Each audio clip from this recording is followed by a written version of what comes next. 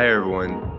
My name is Nathanael Dick, part of the Cybersecurity podcast for DornerWorks, and today we have a special guest with us, Jacob Hill. Jacob Hill is the founder of gracademy.io, a research and training platform.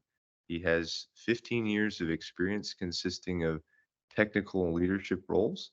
He has a BS in IT from George Mason and holds many different relevant certifications. Welcome, Jacob, and thanks for coming on the podcast. Thank you so much for having me. I really appreciate it. So today we're going to talk about NIST and CMMC and then kind of discuss a high-level view of cybersecurity standards and how organizations can really mature their cybersecurity. So to start off, Jacob, can you kind of talk to us about this evolution from NIST to now NIST 800-171, and now we've got this new cybersecurity maturity model certification, or CMMC 2.0? Yeah, sure. So NIST has these series of special publications that are geared towards protecting controlled and classified information. They are NIST 800-171 that holds the bulk of the requirements, and then they also have NIST 800-172, and that holds some enhanced security requirements to protect critical CUI against advanced persistent threats. And that would be used for your more critical programs typically. Where CMMC comes into play is it's a third-party certification program to verify that contractors have implemented the security requirements of NIST 800-171 or NIST 800-172, depending on the level. And we'll get into that. Yeah, so what's the differences, I guess, then between the NIST 800-171 and CMMC 2.0? Yes. So 800-171, that's the actual set of requirements. CMMC comes in with some supplemental guidance and establishes a series of levels. And then what also happens is they have a third-party assessment program that's a part of that.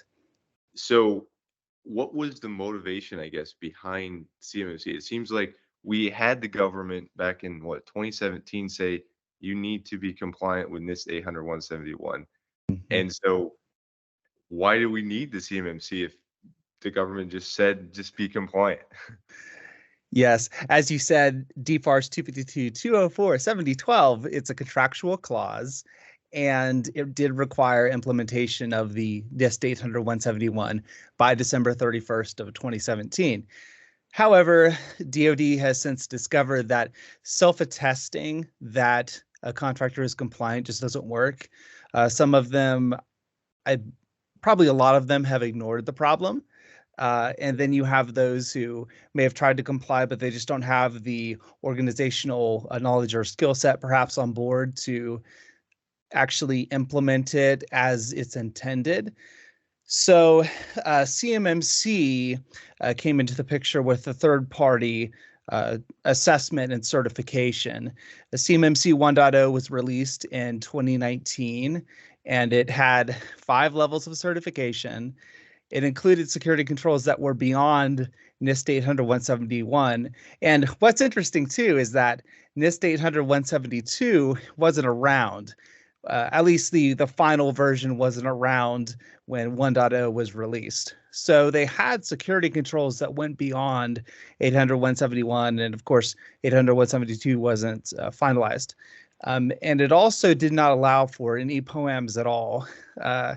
There was some talk about maybe we will bifurcate between organizations that will be CMMC level 1, and then the rest. There were also some kind of interesting transition levels, CMMC level 2, and then level 4, which didn't necessarily get you much. And but the nobody was going to ever be on 2 or 4. That was the interesting thing. You could just, it was kind of like just a guideline or process step to get to 3 was the idea, if I remember right. It just That's right. It was kind of a confusing piece of information. I think that is why, like you said, they decided to do revision 2. Mm-hmm. That's exactly right. So after the presidential election in 2020, DoD announced that CMMC was going to be under internal review in early 2021. That's when they made that announcement. And so a lot of people, I think, were hoping, oh, CMMC is going to go away. It's not going to happen. However, later in November of 2021, CMMC 2.0 was announced. So this changed to 3 levels, and it included the security controls from NIST 800-171, of course, as 1.0 did, but it also brought in 800-172 for CMMC level 3. Now, today, CMMC is currently in rulemaking, and from what I understand, the DoD is expecting it to appear in contracts late next year. I do have a graphic that kind of breaks down the CMMC versions here. Let me know if you can see that. Yeah, that's great. Yeah, this is from DoD CIO's website, and essentially, CMMC level 1's on the left, CMMC level 2's on the right. You can see the 5 levels on the left, and then the 3 levels on the right. Currently, if we're focusing on CMMC model 2, level 3, we don't know yet what the requirements will be from 800-172. 800-172 only has, I think it's 35 enhanced security requirements, but we don't know what they'll be pulling in from that. And some of this information here could change, of course, depending on rulemaking, but it's a pretty substantial change. Yeah, now diving more into those levels. So level 1, that's just for any work with the government. We're kind of jumping into the advantages of adopting the framework. Mm-hmm. Just Yes. to work with the government, you need to have that level 1, right? Yes, that's right. Level 1 is going to be required if you're dealing with the DoD at all. The only exception is if you're selling COTS software off the shelf. But if you're providing services or doing anything else, you're going to have to comply with level 1. Level 1 right now does not require a certification, but level 1 is all about protecting what's called federal contract information. And that could be, the examples they provide are your actual contracts, documentation associated with that, programmatic charts that you might receive or something like that. So what's interesting about level 1 is that the landscapers are going to have to do it, the plumbers, the maintenance personnel. It's going to have a lot of impacts. I think it's a good thing, but I'm just concerned that it's going to catch folks unaware. Well, and it is now taking, like our landscapers, everyone now has to have a piece of cybersecurity, these basic controls where we could kind of float past them if we were maybe a plumber or somebody that didn't necessarily have to be on a computer all day. Yeah. But now they're saying, this is important. And I think current events have kind of borne that out with regard to just really highlighting some of how some of our foreign enemies have been able to steal some of our data. So having those places, those controls into place is going to really hopefully take a step against that too. Yes. And then you get to level 2, and that's all about protecting your controlled and classified information.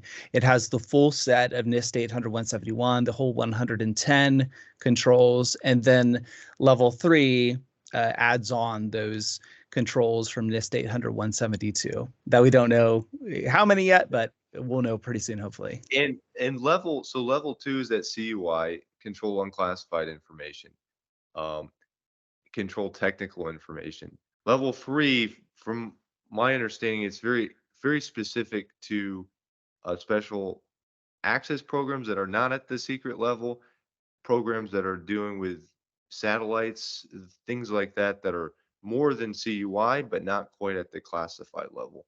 That's right. DoD is going to designate their high priority programs, and those contracts will have level 3 requirements inside of them. Some people believe that because you have a DIBCAC who has been doing assessments, and DIBCAC is an organization out of the DCMA, and they have been doing NIST 800-171 assessments for probably maybe 2 years, maybe longer, I'm not sure. Yeah. But anyway, the thought is that if you've undergone a DIBCAC high assessment, you might have level 3 requirements, because DIBCAC is not going to spend the resources on a contract they don't believe is extremely important. You're right. And that gets into the current state, I guess, of CMMC 2, where we're at now. My understanding is they're somewhat using the DIBCAC to do some of their assessments now. Is that what you're hearing too? Yes, there's a program called the Joint Surveillance Assessment Program. It's where the DIBCAC comes in, but you also have what's called a C3PAO, a CMMC assessor, who's a private entity, a company out there or a person. And they have the opportunity to do a joint assessment with DIBCAC. From what I've heard, the involvement of DIBCAC can vary based on probably their trust in the assessor, but that is ongoing right now. And the way you get on board on that list is you contact an assessor and say, I want to get in with joint surveillance, get me on the list. And then DIBCAC will go through that process. And I assume they do some vetting based on the contract that you're working on, and if they think it's important enough to do an early assessment.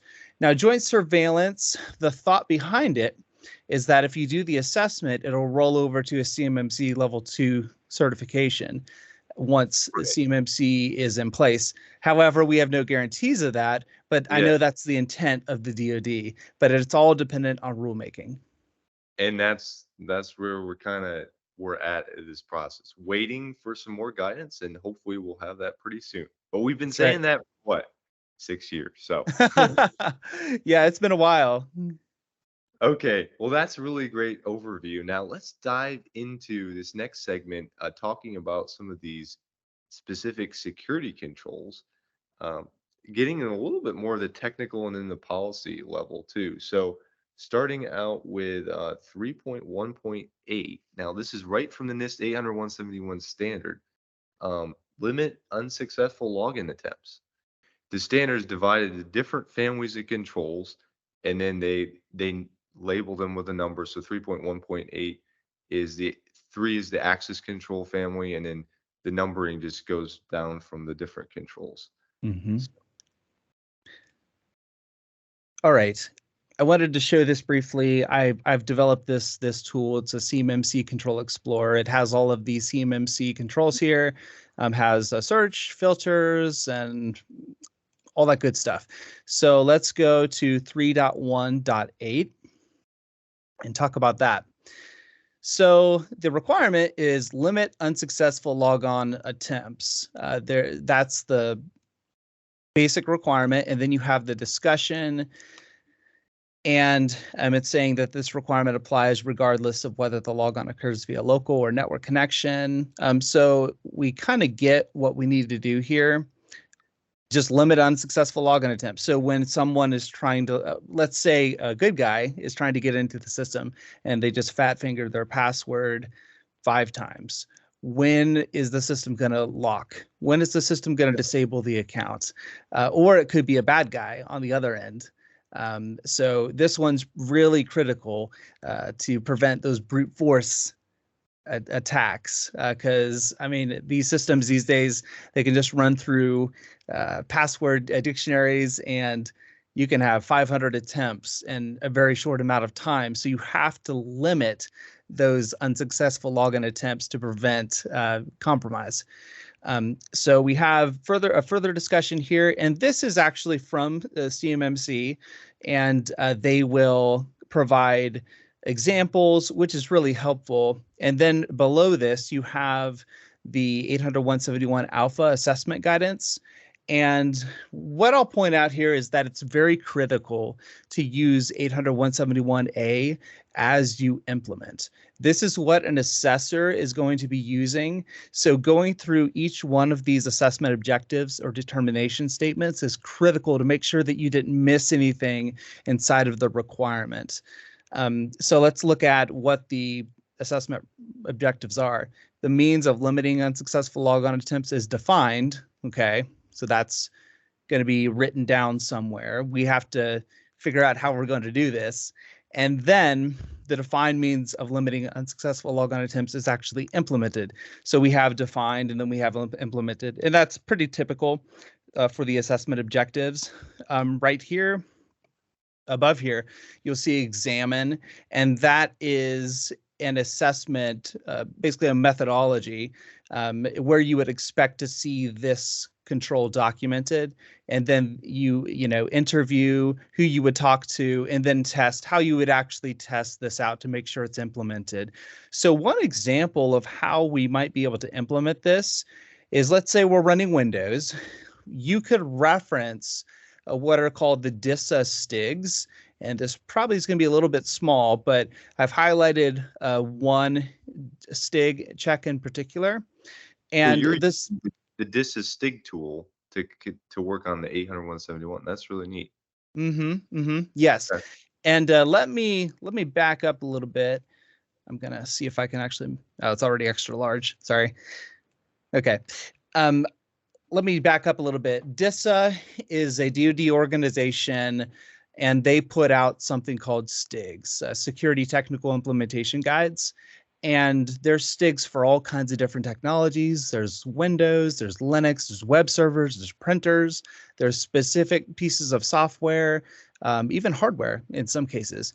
So you can leverage these to help you harden your systems. And that's really all they are. They're hardening guidance. Some of the checks here will be DoD specific, and you can decide what you want to do with those.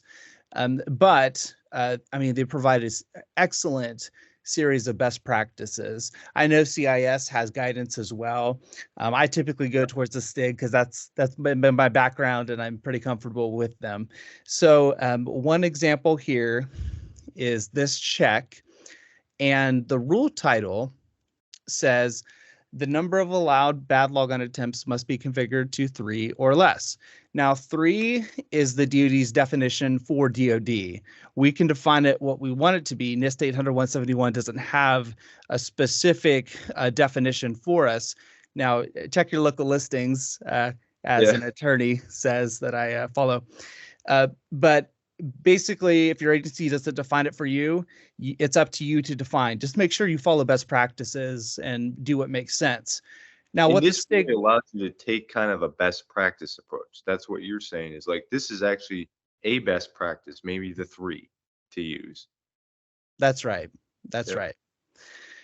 Now, what the STIG does is it tells you how to implement it. And this is going to be via group policy. And if you're not running group policy, and let's say you're running a MDM like Intune, well, you have to figure out exactly how to do that. However, Intune has policies that mirror the group policies in many cases. It's actually gotten to be a lot better, the coverage that the Intune policies cover opposed to group policy, because back in the day, Intune was very light on the amount of configurations that were available, but it's gotten to be a lot better. So you may be able to find, I believe you'll be able to find this one exactly as it's outlined here: Windows settings, security settings, account policies, and then the account lockout policy. Look for that and then set it to whatever your organization or agency has defined. And then you have, you've accounted for that in your Windows environment. You still have to account for it in other systems, Microsoft 365, whatever other systems that are storing, processing, or transmitting CUI. But this will give you coverage for your Windows devices. That's really great. And then now we need to write that down too, that, hey, we are going to 3 is our, if we follow this STIG, 3 is going to be our number for unsuccessful lockout. Yeah, that's right. And like I said, 800-171A does have suggestions where you can find those. So one example would be the access control policy, the procedures addressing unsuccessful logon attempts, or maybe the security plan, perhaps the system design documentation. So they kind of write it for you. Hey, we're going to be looking at that access control policy. That could be a good place to put that lockout number.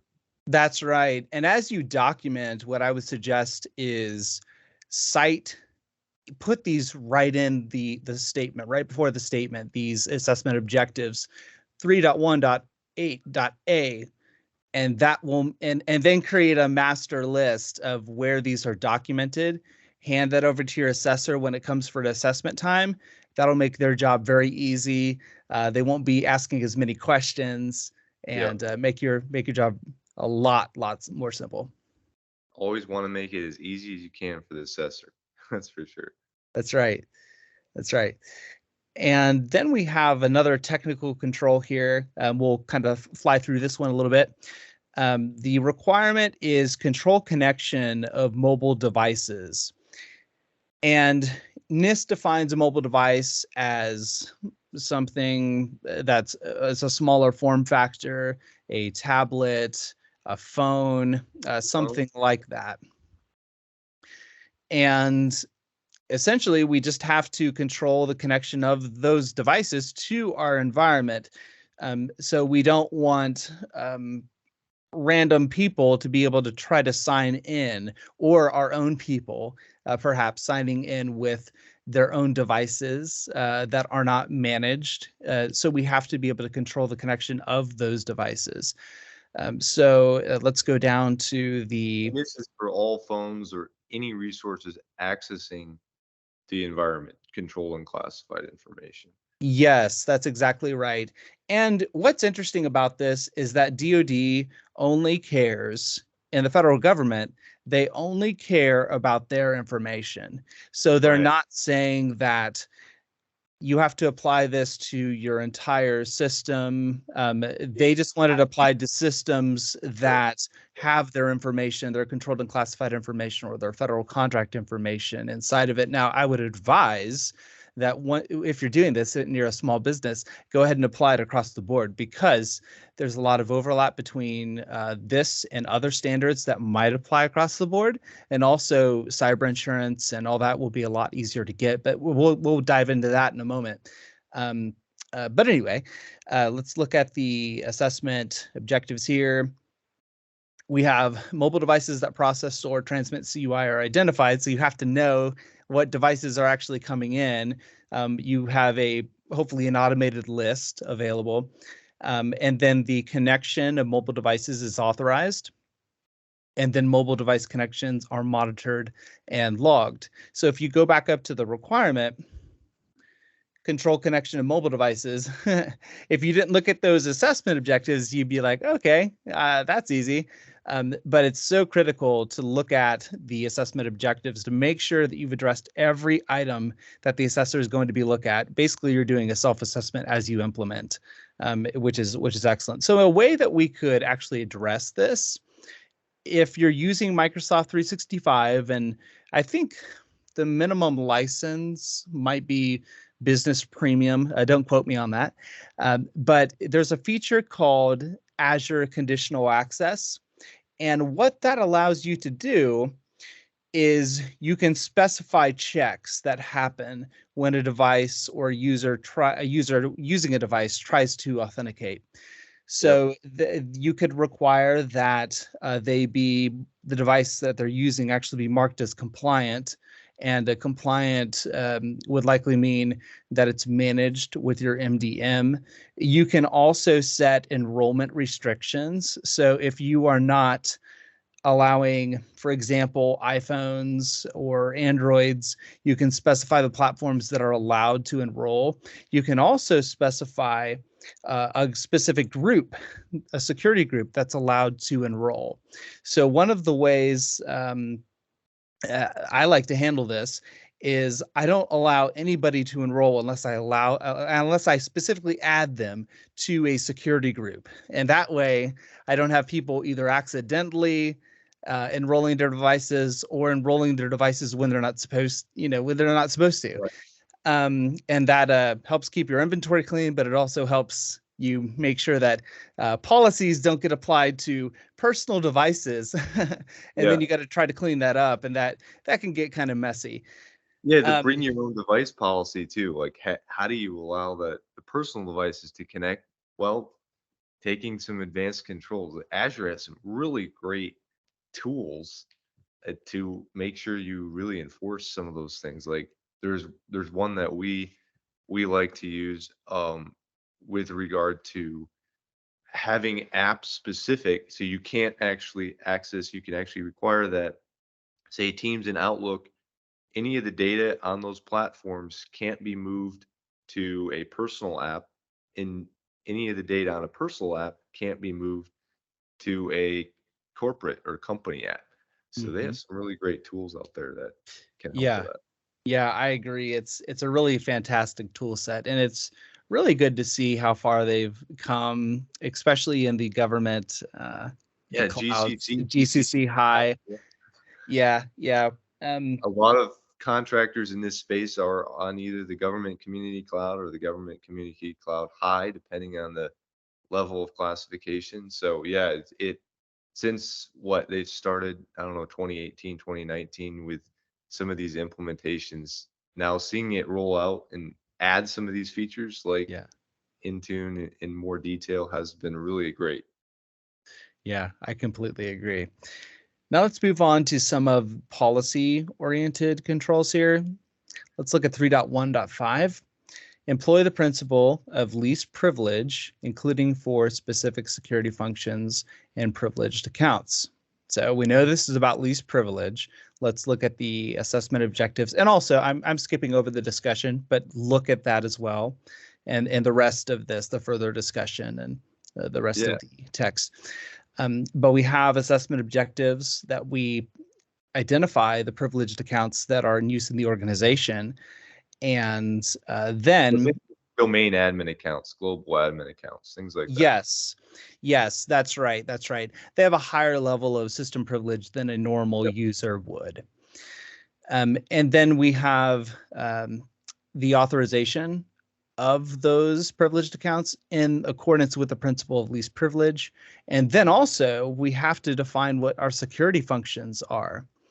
And access to security functions are authorized. So you kind of have the same identify, or in this, back then, the other ones, it was define. This says identify, and then implement. So let's see if we can figure out what security functions actually means, because words matter. We have to understand what that means. So the discussion includes the definition. Security functions include establishing system accounts, setting events to be logged, setting intrusion detection parameters, and configuring access authorizations. If you go to the actual standard as well, NIST 800-171, they will have a list of definitions. So if you don't know what a word means, make sure you get a good understanding of that before you go planning and implementing. So a way we might account for that is this is going to be policy oriented. It's going to be driven down by a policy because people have to implement this control.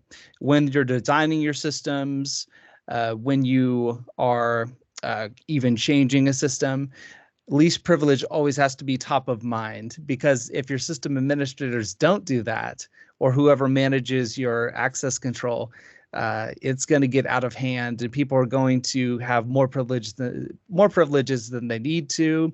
There's a number of reasons to implement least privilege, and one of them is the insider threat. I heard an interesting story about this person who was in an HR position. I think she was actually the manager of HR, and she got a bad performance review. And so she got really upset. And I can't believe that an HR person would do this, but she went ahead and sent some complaints that were in the organization. So basically she sent the complaint and the name of the person who complained to the person who was complained against. And then there was some chit chat about, I think, maybe partners and customers, perhaps, that was more on the negative side. And she sent that to the customers and partners as well. And then she did some other things in systems where she really didn't need to have access to. Yeah. I don't remember. It may have been deleting stuff or whatever, but least privilege will help with that insider threat And I issue. think what's important to point out too, this is, and we'll get into the importance of just cybersecurity standards, but this is just a basic principle Mhm. of cybersecurity, least privilege. I mean, that's like a foundational element of any type of implementation in an organization. Having least privilege, it really, even with privileged accounts or anything else, like having that key in mind. So they're Yeah. calling out some pretty basic fundamental standards that are really applicable across any, even not getting to compliance, just making sure that your cybersecurity functions are in place. hmm And another interesting thing about this one is that sometimes it can cause offended people throughout the organizations because they're like, ah, you don't trust me, or Yeah. you don't believe that I'm competent. But it's not about that. The No. other issue that this addresses is, let's say an account is hacked. If that account has privileges way beyond what they needed to have, well, that's terrible, you know. So we want to minimize the amount of privileges that people have throughout the organization because we're not. It's not a matter, as they say, it's not a matter of uh, if you've been hacked. It's when, And when it's going minimize to happen. risk. Yeah, exactly. If so things happen, and minimizing the risks to the organization is really key. That's right. That's And right. and ultimately to the Department of Defense's data, that's what they're asking for, but thinking about it from an organizational perspective, it's also important for just protecting our data too as an organization. Yep. Exactly. Let's move on to the next one, 3.4.6. Employ the principle of least functionality by configuring organizational systems to provide only essential capabilities. This one is interesting, and we've all been on those systems, maybe a DoD system, and it's like, man, I can't do anything on this thing. Yes. The that's by complaint that's that's by coming, design. and That's for good reason. yes. And the piece behind this is that the more functionality you have, the more software you have installed, the larger the attack surface, the more vulnerabilities in all likelihood that are going to be on that system. And that just gives the hacker or the bad guy a larger playground to work with, a larger tool set. So again, this one is policy oriented. It's going to be driven down to the folks who are doing the implementation or the system administration. And it's really, really important. Many times, vulnerabilities have criteria that have to be met to be exploited. So if you've hardened your systems and you have made sure that they don't include software or functionality that they don't need, oftentimes you'll find when you look at a vulnerability, well, we're actually, we're actually not susceptible to that vulnerability because we've disabled that functionality already. So it is very important. I think another key aspect of this is change management Yes. because as you go throughout the life cycle of a system, changes are going to happen, and having a change review board require the review from a security standpoint, which is actually another control, is so critical because folks can get excited about new features and like, wow, this is a great feature. Let's connect this system and that system. Or let's add this awesome new feature that is going to be so helpful. Um, it's cybersecurity is supposed to keep the information safe. That's the whole goal behind it. It's not to make the system so secure that you can't do anything, but it's to ideally balance the needs of security and balance the needs of user operations, business operations. Um, as Yes. cybersecurity people, we have requirements like this, but we have to make sure that we're also enabling the business. So least functionality, that is for us to define. What's the Right. requirements of the business? It's Sometimes not just we turning off the network. I think that's important to remember. And sometimes with some implementations of secret rooms, that's kind of been the implementation. NIST 853. You just turn off the network and everything is basically locked down. But in this control, thinking about it, hey, how do we make it so there's a lot of lever. I think a lot of these controls too, they don't, they make it very open ended. Mhm. You get to define what is least privileged or least available for your network. That's exactly. But you have to have a good justification behind it. I think that's important. If you allow port 2020 or 22 to the external, and you better have a good reason that you're having that in your change configuration management when the auditor Yes. asks, because maybe there's a good business case for it, but there has to be a reason behind it. Hmm. Hmm. Yeah, exactly right. Awesome. So let's dive into this. Is a great. I love the technical implementation. I think that really is a helpful understanding and really has some groundwork for how to implement these controls across the organization. Next segment, let's dive into some different strategies. You touched on a few already with 800-171 Mhm. to achieve compliance.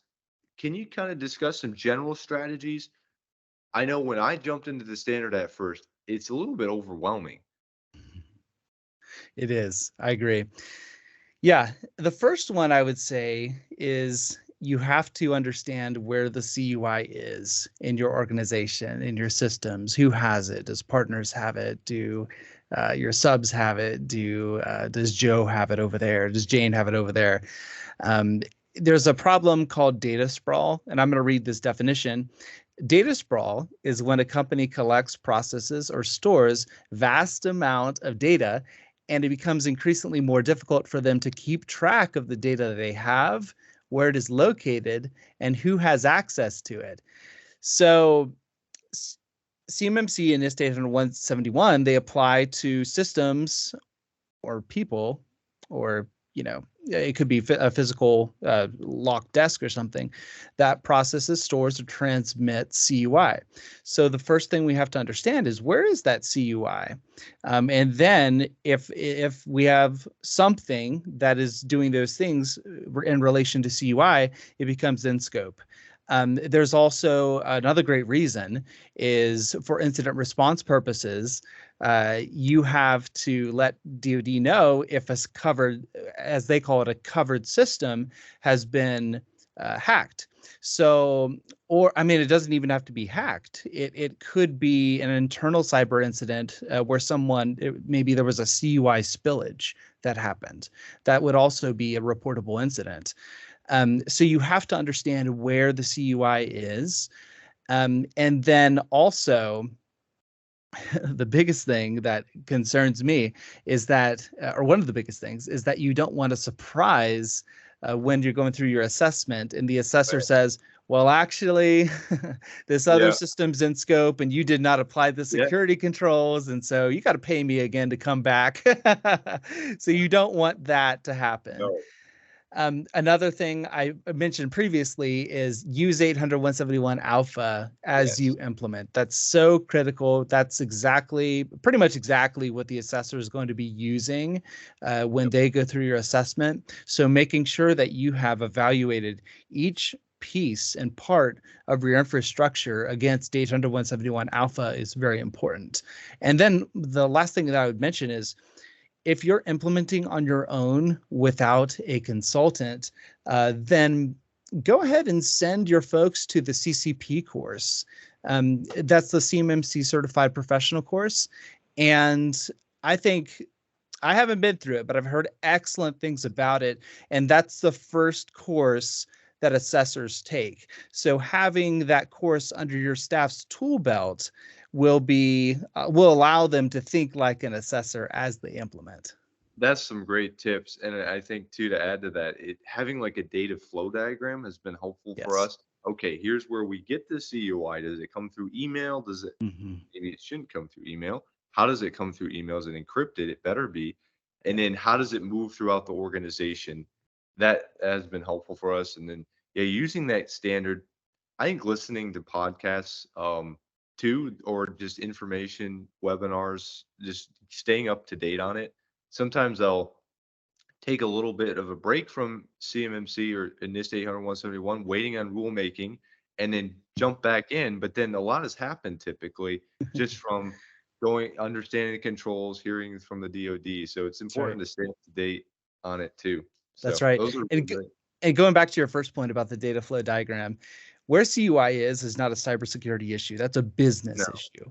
Yes, And so talking with multiple people in the business is going to be necessary to get a handle on where it actually is, because you have not only, if you're a services company, you have services that are ongoing, but you also have partners and subcontractors perhaps, that you might be providing controlled and classified information to. So you have to make sure that, well, one, are we actually flowing down the contractual requirements that we're supposed to? And then right. two, who are we giving the CUI to? And I mean, um, do we know if they understand the rules behind it and stuff like that? Because if you're a prime, in all likelihood, if there's an incident, you're going to be held accountable. Right. So this is not only a cyber problem, it's a business issue as well. And making sure maybe as us IT and cybersecurity individuals, maybe we think we have at least somewhat of an understanding, but making sure our employees know too, Mm-hmm. this is CUI. These are some things to be aware of when dealing Mm-hmm. with CUI. Needs to be encrypted, needs to flow through these processes. That's really critical too. Mm-hmm. Maybe even more critical than informing ourselves is making sure we inform not only our subcontractors, but then our employees too. Yeah, that's right. As cyber people, we should be the top tier in this process, and we Yeah. should know all the things, but making sure that everybody else also is aware is so important. Definitely. Okay, that's some really great strategies implementing the controls. And then so just recently 800-171 Rev 3, now we're kind of taking another step back, was released. Um, you want to talk a little bit about some of the changes maybe proposed in there? Yeah, certainly. First, we'll talk about a quick timeline. So 800-171, as we've been talking about, that's the core set of controlled and classified Yeah. security requirements to protect that information. 800-171 has been revised twice. Revision 2 was released in February of 2020, and it was actually based on 853 Revision 4. 853 is like a master set of Yeah. security controls. It's a lot of them. Rev 5 has over 1,000. So 800-171 is a derivative, essentially, of 853. The reason why I point out the revision of 853 is because 853 R5 came out after 800-171 revision 2 was released. And that's one of the reasons why they are now doing this revision, the third revision. NIST released a pre-draft call for comments for R3 in July of 2022. So the timing here is interesting. And then they released the first draft of revision 3 of 800-171 in May of 2023. And that's what you just alluded to. It's estimated that the revision 3 of 800-171 and also the accompanying assessment procedures from 800-171 alpha, that will be probably, they'll call it R2, will be released in early 2024. Okay. So a lot of people think that this new revision will be implemented in CMMC right away, and I don't believe that. I think it'll be a staged transition, a phased approach, because CMMC, as I said previously, is expected to go into contracts in late 2024. And the way they've approached 853 revisions of that from NIST, because we have to remember NIST is developing these standards. DoD is just one of the agencies that have adopted 853.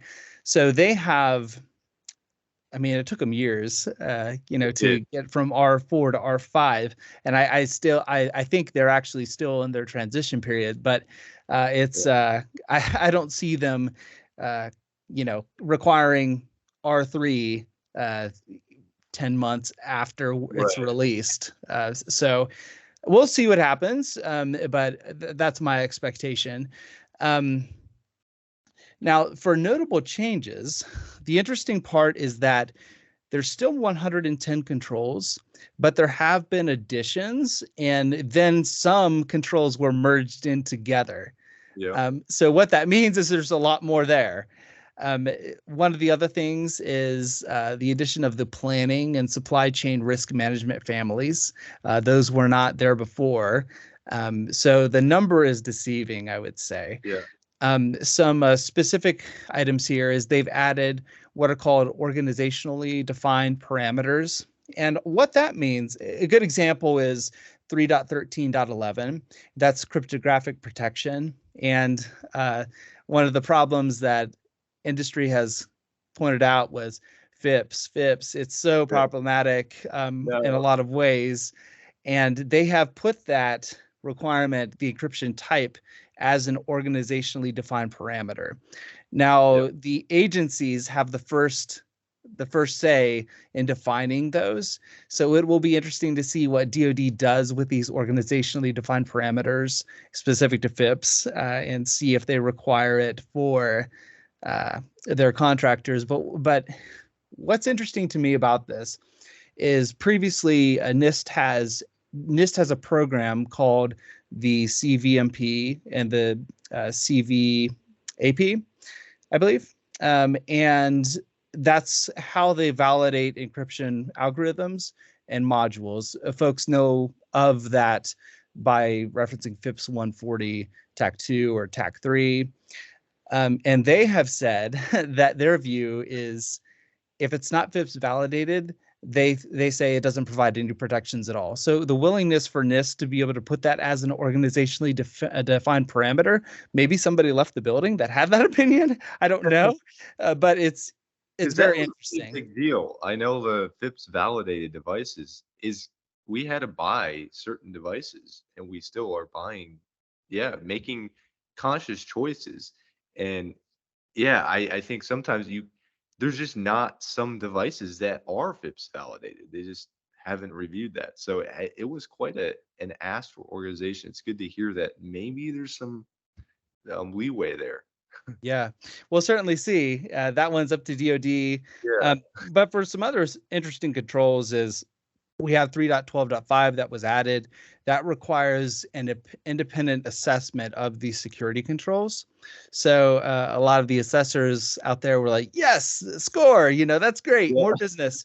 What it could mean if you're a large business is you have some separation between the people who are implementing and the people who are on the team but don't have any, they're not touching it.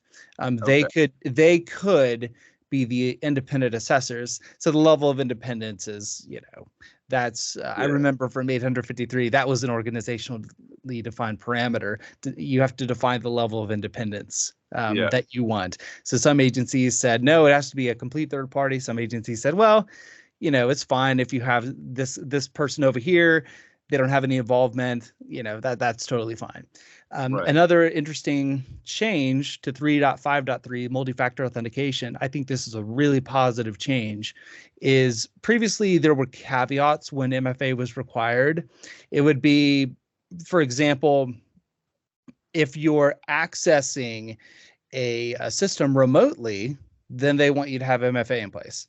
Or if you're accessing a privileged account locally or remotely, they want you to have MFA in place. Now it says implement MFA. Good. So We I can do think that. that's a really positive Yeah. change.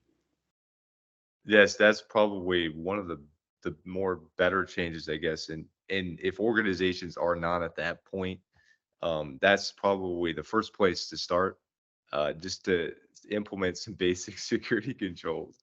That's Um, right. yeah, no, that's really great. And I think that's a good overview of how the implementation could happen and then the security controls. Now, let's take a step back.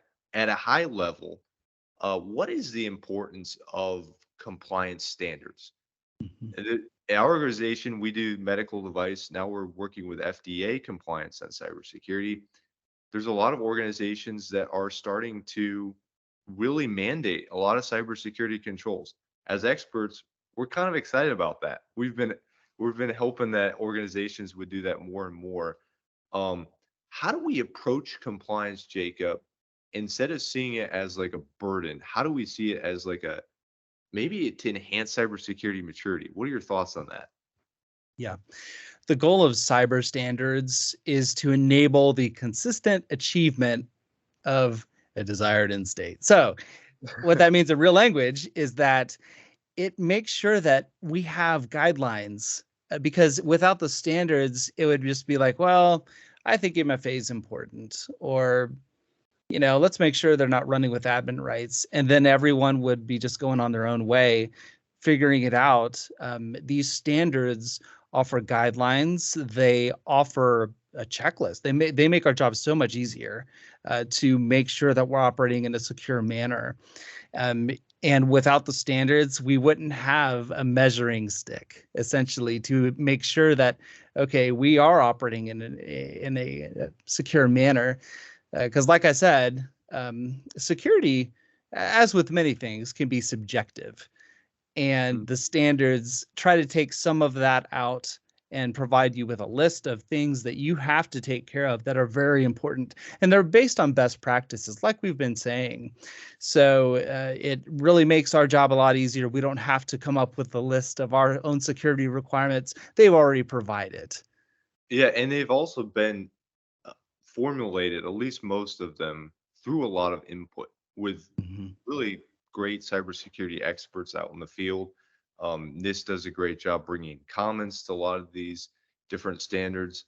And so, yeah, I think it's really important to see it. In fact, you could argue that some standards are actually lagging behind best practices Mhm. sometimes. So, starting with the standard is a really good point, but seeing it as one piece in your toolbox to actually achieve cybersecurity maturity is really Yeah, important. that's So we've right. had a great discussion. CMMC, NIST 800-171. Any final thoughts as we conclude this discussion? Yeah. First of all, thank you so much for having me on. I really appreciate it. Yeah. If I may, I do also have a podcast called the GRC Academy podcast. It's kind of wide ranging, so I find that to be interesting because I I'm not just about CMMC. I mean, I am, but I want to know about other things. One of the other podcasts that I had was with a privacy attorney. And that was very interesting to hear about the evolution of the laws in the United States and the other requirements that are coming from that. And I mean, that really just brings up another point, is that we're not only driven by the frameworks that our customers are requiring of us. There are laws that are coming out. There are international laws that are existing, and there's a lot of overlap between all of these different standards and requirements. So if you implement one, you're probably going to be 60-70% on your way to the other one. And all it takes is for a contractual requirement to be in place for you to implement ISO 27001. And then you're like, oh no, I've got to do another one. But there's overlap between all of these. So it's do your best and get it done. And the last item I'll leave you with is there's a stat that I saw, and it said 60% of the small businesses out there close down after a cyber incident. And that's really a sobering statistic. And the whole goal of cyber is to help us to protect our information. And foreign adversaries are after our information, as they call them, the script kiddies, that are out there trying to get in. The people are banging away at our environments, probably most every day. So it's very, very critical to take this stuff seriously and to account for it, because even businesses, they're starting to look at their partners. because they don't want to be the next one, as they say on the front page of the Washington Post. Yeah. No, that's really great thoughts, Jacob. And I think another thing to highlight too is if you have questions, reach out to Jacob, reach out to DornerWorks. We're here to kind of provide some guidance too on cybersecurity and hopefully work together on this too. And I think it's really important. We found a lot of value just partnering with organizations and then seeing value in what an organization like Jacob's or ours as well can provide. So definitely check out Jacob's podcast. I'll love to listen to that privacy episode too, Jacob. And thanks so much for coming down. You're very welcome. Thank you very much for having me. Definitely. And everyone out there, please stay cyber safe.